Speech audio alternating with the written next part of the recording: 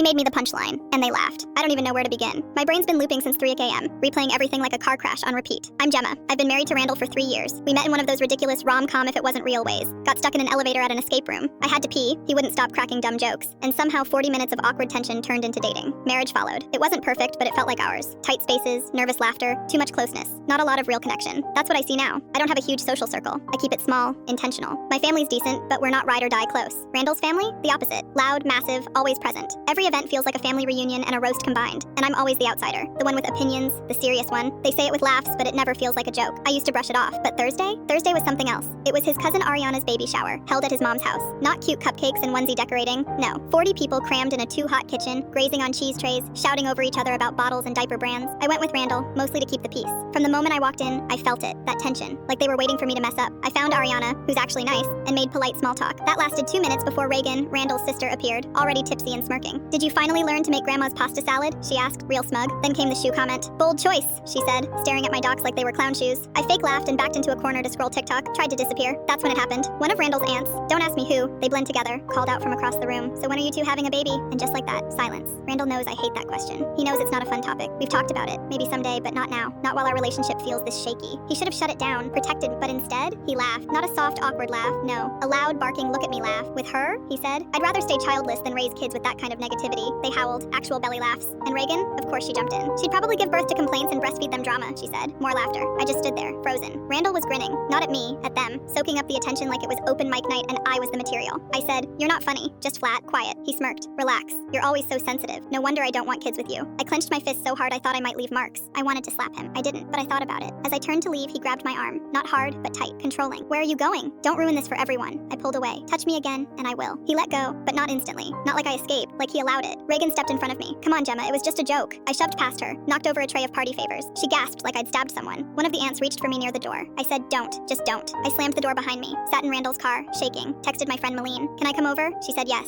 I drove, didn't say a word to anyone else. Spent 2 hours at her place, eating cold pizza, ignoring my phone while it buzzed nonstop. Randall, Reagan, his mom, group chats lighting up like I was the problem. I shoved it in my bag and left it there. Didn't go home. Texted my mom. She replied, "Call me in the morning." No shock, just quiet understanding. That should have told me everything. I don't know what exactly I witnessed that night. I know Randall's always had a cruel streak, but this was calculated. Public. A humiliation he performed for laughs. And they joined in. They loved it. I keep replaying it. How he grabbed my arm, how his mom told him to control your wife, how Reagan physically tried to block me like I was a toddler having a tantrum. That wasn't a joke. That was targeted cruelty. On purpose. And I think Randall does it because I don't worship his family. Because I don't play along with their fake nice BS. He says I make things awkward by not laughing. But maybe I'm just the only one telling the truth. I'm still at Malene's. My phone's full of messages I haven't opened. His mom says I caused a scene. Randall's playing the victim now. But I know better. I'm done pretending this is normal. Click the full story to see what happened next.